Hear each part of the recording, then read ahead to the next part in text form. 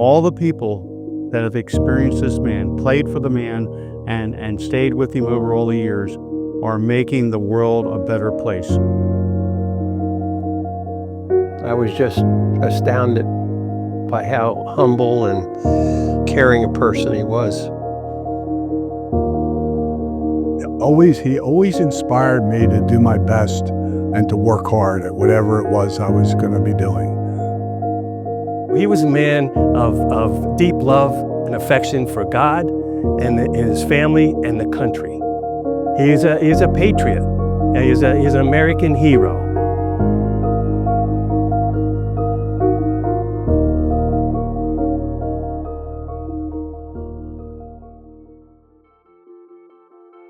My name's Gary Daniels, and I was a student here at Westchester and a part of the 1972-73 golf team. And I was recruited by Doc to come to Westchester, and that's how our relationship began. My name's Michael Binder, was here in 1967. I first met Dr. Cottrell because I had terrible SATs and terrible grades in school, but I was a really good golfer. And he found a way to get me in here. My name's Denny Langford, and my relationship is that Dr. Cottrell was my college golf coach. I entered Westchester in 1970, played all 4 years, so I got to know the man really well.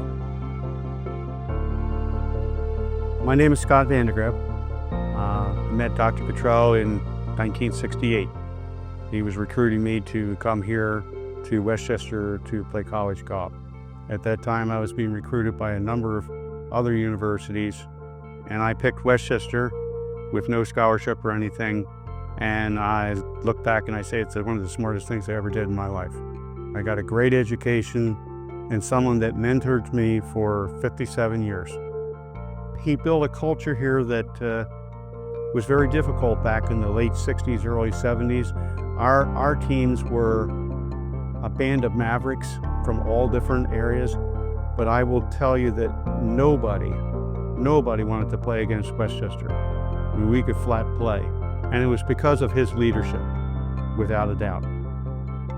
I mean, I was a kid kind of troubled growing up, and I wasn't very inclined to academic excellence.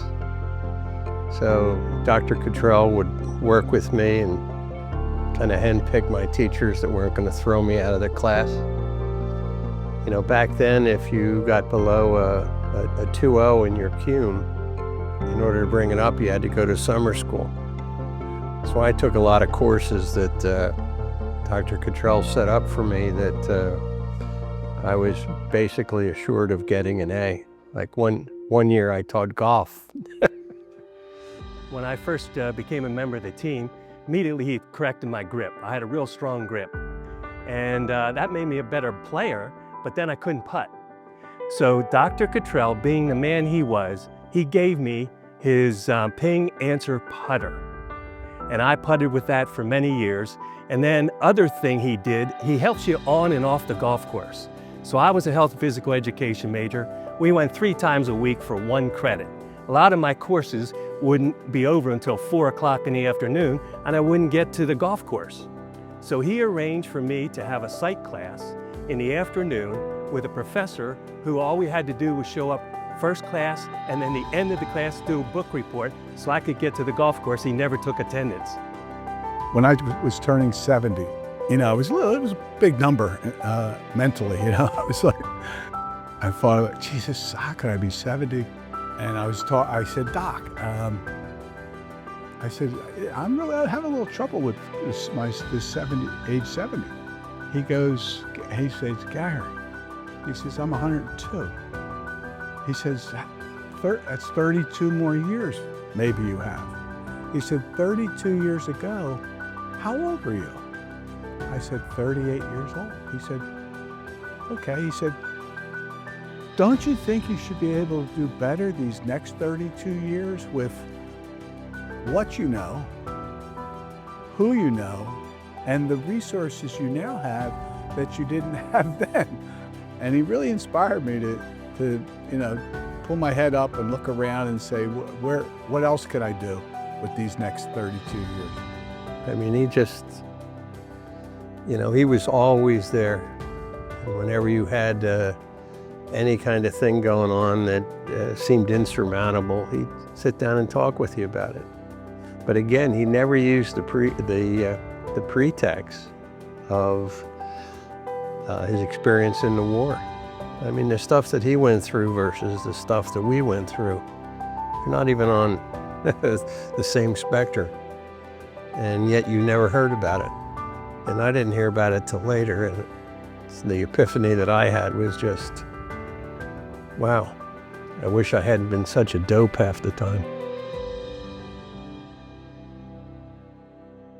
The support from the outside from Dr. Cottrell was always there. If I ever had a question, he was probably the very first person that I would call. He was instrumental in every single career change that I had. And many a time, I wish he would have sent me an email when he knew what I needed to be doing next, okay? Because he was already planning at that point. When Claire and I founded the Entrepreneurial Center, we didn't want to name it after ourselves, and I looked at Doc as someone who had probably the biggest impact in my life. My father died in 1995, and I just thought of Dr. Cottrell, to me, was the ultimate entrepreneur. Just the way he lived his life. He was always working. If you look at I read his obituary, he had an undergraduate degree, a master's degree, a doctorate. What he did hustling and working after the age of 70 will humble anyone. I just thought nobody that I knew was a better role model to name the center after.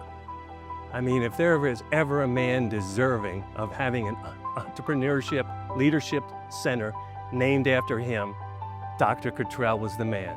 And you got to give great credit to both Gary and Claire Daniels for the initiative, the inspiration, and the wherewithal to create this wonderful center to bring a legacy for Dr. Cottrell for years to come. One of my regrets will be that now I can't pick the phone up and call him, okay? I've done that forever, okay? And I find myself when I'm sitting at my desk that I reach for the phone, and it was always the intent to give him a call. That's the relationship we had. It wasn't a mentor or a coach to a former athlete. It was a friend to a friend. Wow. So kind of hard to say one thing about Doc. The one word that comes to mind is love, first and foremost. He loved people. I know he loved Claire and I, and he loved his team members, and he loved so many people, and he was loved by so many. So I think God blessed him with that gift. He never dismissed an idea.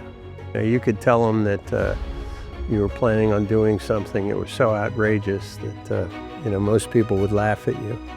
I mean, I'm involved in a project in Atlantic City where I'm building a Formula One track with 1,700 residences. Why would I do it at this point in my life? It's crazy. But Doc would be, when I first told him about it, he said, go for it. So, and that was Doc. He just always believed in his people, his team, and I guess the ability to rehabilitate us. So, he's a very special man to me. I would like to leave with these words. These are his personal words about an autobiography of his father that was titled The Mighty Oak. This is Dr. Cottrell's words talking about his father, Elmer.